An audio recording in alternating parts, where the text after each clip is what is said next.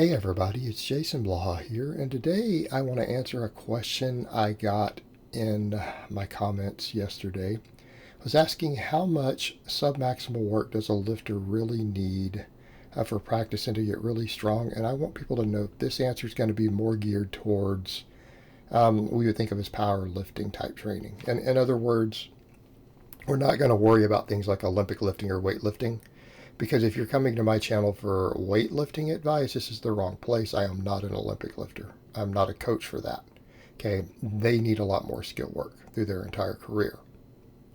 When it comes to just getting strong at squat, bench, deadlift, overhead press, our big four, the more advanced you are, the less skill work you need, which is why I just kind of showed you guys what my standard squat workout looks like. You guys saw me do a max against chains, and I'm doing a bunch of accessory work after right there.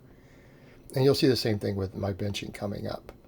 And we'll talk about that in a minute, the more advanced lifter. Novice lifters need a lot of practice.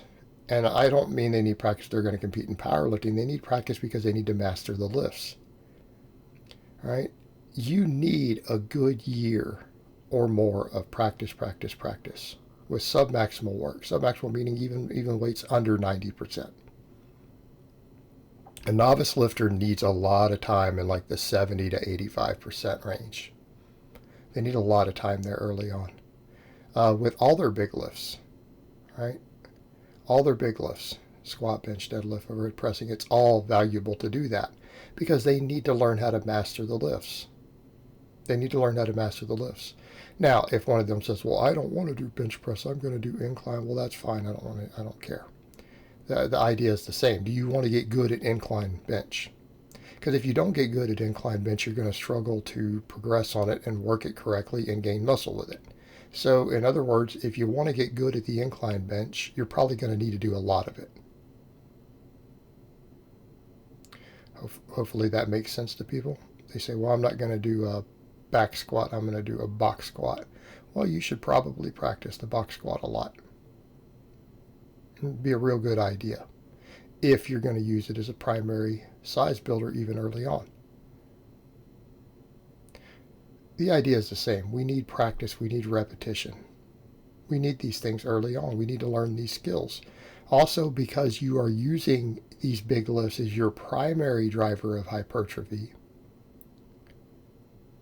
you're going to need a lot of volume with them anyways, right? Because volume, training volume, and by training volume, I mean effective volume. I'm not telling you to come in and do 20 sets of 10 with your 40% of your max. Okay, that's not going to work. That's not what I'm saying.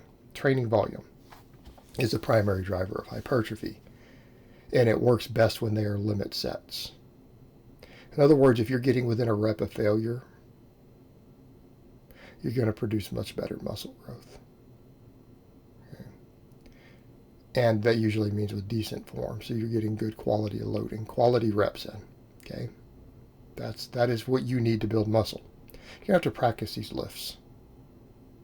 In other words, a novice lifter who does 37 different exercises, even though exercise variation normally can help with hypertrophy for more advanced lifters, you're going to grow less because you're not getting practice. So let's come over to actually getting good at the lifts. Okay? Also, if you do say, I want to be good at the squat, bench, deadlift, overhead press, well, you're going to need to do a lot of practice of them, guys. What about the advanced lifter? Guys are like, well, you don't. I don't. No, I train the opposite these days. I do maxes. I don't do submaximal work unless you talk about my ramp up. Sure, it takes me a little while to get to a max. And then I do supplemental work, such as in this video here. These are the starting halves of two of my recent, well, it won't be recent by the time this video's up. Training sessions. You guys saw me do a squat max against chains. All right, 527 on the bar plus some chains. Bench press against really heavy chains. And then you look after and it's like, well, he's doing a bunch of 10 rep hip thrusts after the squat. That's right. So 10 rep floor presses with a axle bar after the bench. A bunch of overhead pressing. Why? Because those all just build hypertrophy. For the advanced lifter, we already know how to perform the lifts. We already know how to perform the lifts. And if we're going to perform any variation of them, what's the only way to learn to lift heavy? You have to lift heavy.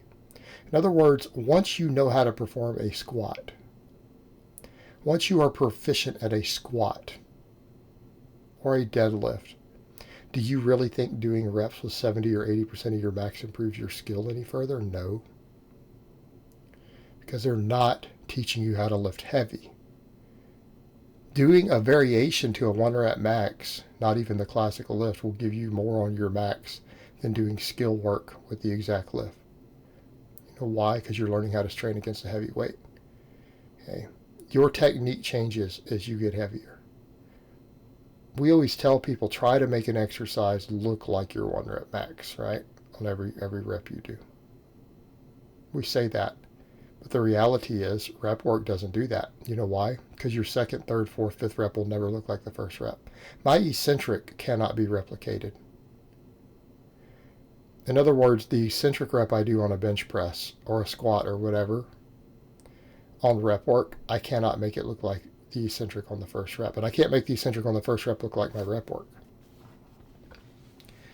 The first reps are the ones that teach you, number one, how to set up. Number two, your form will look different. The only form that matters is the form above 90%. Your technique changes. You will have to dig in deeper. You'll have to groove differently. You have to apply levers different when you get to a truly heavy weight. And practicing at 80% or 70% will not replicate that effect.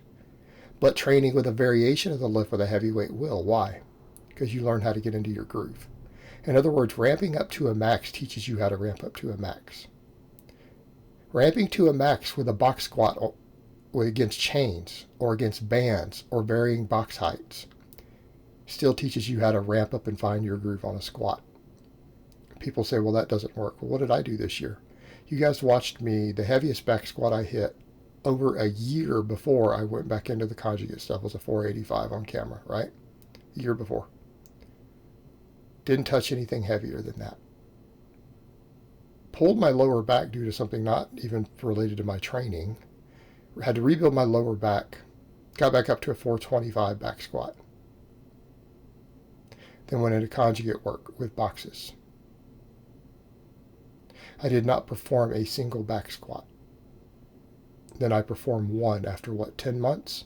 Hit a 522 squat. Zero practice. 522 squat. Well, it's 40 pounds heavier than what I did before. And basically 97 pounds heavier than what I had hit on a back squat after rehabbing my low back. Okay. Without doing the exercise. Why? Because I already know how to squat. I already know how to squat. I don't need to know how to squat or learn how to practice squatting to add 100 pounds to my squat using other exercises and not doing the squat. I got bigger and stronger. Okay. That's how it works. Advanced lifter doesn't need that stuff. It doesn't matter as much. All that matters are your maxes. Maxes and hypertrophy. You have to do things to get more explosive and to get bigger. And if you can do that, your maxes will go up without practicing the actual lift. It's not that big of a deal. Now you have to learn how to max out. But we don't have to perform the exact lift to practice maxing. In fact, I make the argument that even for the more advanced lifter, just practicing maxes in general will not only get you there, but by switching exercises, we get lower risk of overuse. And we can practice maxing more often. Because it's the maxing itself that matters. It's not the skill work. It's not the skill of the exercise that matters that much. It's, do you practice maxing out?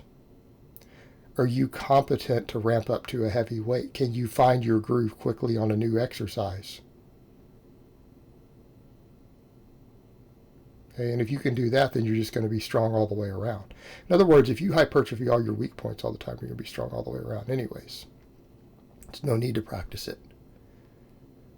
No need to practice it. Not saying there isn't benefit, but it's going to be less than you would think. So the question becomes of how much skill work do you need? It depends on how advanced of a lifter you are, as far as how much you'll benefit from it and how much you need. It's a very nuanced question. All right, guys, but that's really all I have to say on that today. I hope it's been informative, and I will talk to you guys next time.